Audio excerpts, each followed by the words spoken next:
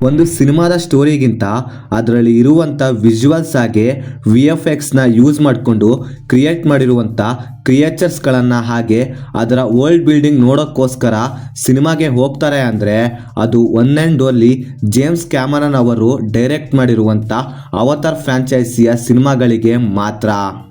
Avatar fire and ash ಇದು avatar ಫ್ರಾಂಚೈಸಿಯಲ್ಲಿ ಬಂದಿರುವಂಥ ಮೂರನೇ ಸಿನಿಮಾ.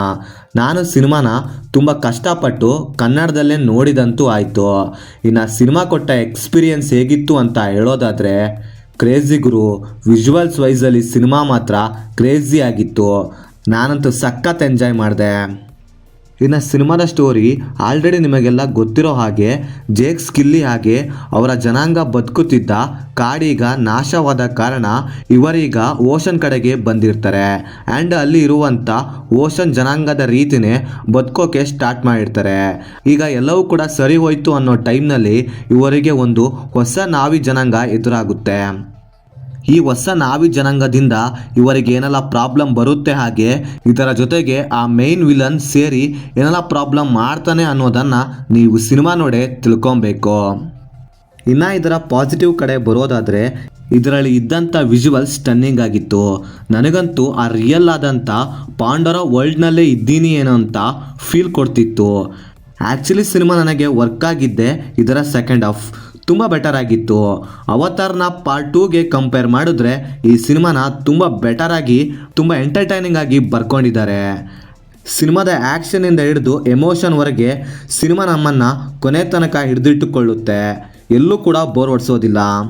ಸಿನಿಮಾದಲ್ಲಿ ಈ ಸಾರಿ ಎಮೋಷನ್ ಅನ್ನೋದು ಪ್ರಾಪರಾಗಿ ವರ್ಕ್ ಆಯಿತು.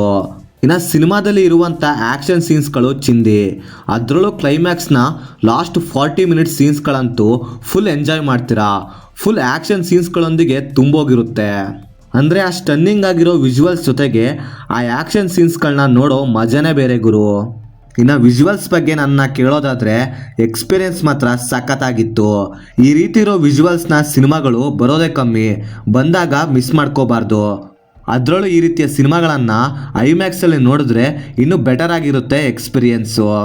ಇನ್ನು ಇದರ ನೆಗೆಟಿವ್ ಅಂತ ಹೇಳೋದಾದರೆ ಇದರ ರೈಟಿಂಗ್ ಇಂಟ್ರೆಸ್ಟಿಂಗ್ ಆಗಿರಲಿಲ್ಲ. ವೆರಿ ಸಿಂಪಲ್ ಆಗಿ ಪ್ರಿಡಿಕ್ಟಬಲ್ ಆಗಿತ್ತು. ಅಂದರೆ ಕೆಲವೊಂದಕ್ಕೆ ಸಿನಿಮಾದಲ್ಲಿ ಪ್ರಾಪರ್ ಆದಂಥ ಕ್ಲೋಸರ್ಸ್ ಆಗಿ ಎಲಿವೇಶನ್ಸ್ಗಳಿರಲಿಲ್ಲ. ಸಿನಿಮಾದಲ್ಲಿ ಸಿಕ್ಕಂಥ ಮೂಮೆಂಟ್ಸ್ನ ಕ್ಯಾರಿ ಫೋರ್ಡ್ ಮಾಡಿಲ್ಲ. ಅಂದರೆ ಸಿನಿಮಾದಲ್ಲಿ ತೋರಿಸಿರುವಂಥ ಆ ಫೈರ್ ಜನಾಂಗನ ಪ್ರಾಪರಾಗಿ ಯೂಸ್ ಮಾಡ್ಕೊಂಡಿಲ್ಲ. ಸಿನಿಮಾದಲ್ಲಿ ಎಲ್ಲದನ್ನ ಅರ್ಧಂಬರ್ಧ ಮುಟ್ಟಿ ಬಿಟ್ಟಿದ್ದಾರೆ. ಯಾವುದನ್ನು ಕೂಡ ಪ್ರಾಪರ್ ಆಗಿ ಎಫೆಕ್ಟಿವ್ ಆಗಿ ಯೂಸ್ ಮಾಡ್ಕೊಂಡಿಲ್ಲ. ಇನ್ನು ಸಿನಿಮಾ ನೋಡ್ತಿರುವಾಗ ಕೆಲವೊಂದು ಕಡೆ ಸ್ಟೋರಿನ ಅವಶ್ಯಕತೆ ಇಲ್ಲ ಅಂದರೂ ತುಂಬ ಎಳೆದಿದ್ದಾರೆ ಅನಿಸ್ತು. ಇನ್ನು ಇದರ VFX ಬಗ್ಗೆ ಮಾತಾಡೋಂಗೇ ಇಲ್ಲ. ಹಾಗೆ ಬ್ಯಾಕ್ಗ್ರೌಂಡ್ ಮ್ಯೂಸಿಕ್ ಕೂಡ ಚೆನ್ನಾಗೇ ಇತ್ತು, ಮಾತಾಡೋಂಗಿಲ್ಲ. ಇನ್ನು ಪರ್ಫಾರ್ಮೆನ್ಸ್ ವಿಷಯಕ್ಕೆ ಬರೋದಾದರೆ ಎಲ್ಲರ ಆ್ಯಕ್ಟಿಂಗ್ ಕೂಡ ಡೀಸೆಂಟಾಗೇ ಇತ್ತು. ಇಂಪ್ರೆಸ್ ಮಾಡೋ ರೇಂಜಿಗೆ ಯಾವುದೇ ಪರ್ಫಾರ್ಮೆನ್ಸ್ ಇರಲಿಲ್ಲ. ಇನ್ನು ಸಿನಿಮಾನ ನೋಡ್ಬೋದೋ ಇಲ್ವೋ ಅಂತ ಕೇಳೋದಾದರೆ ಎಸ್, ಡೆಫಿನೆಟ್ಲಿ ನೋಡ್ಬೋದು.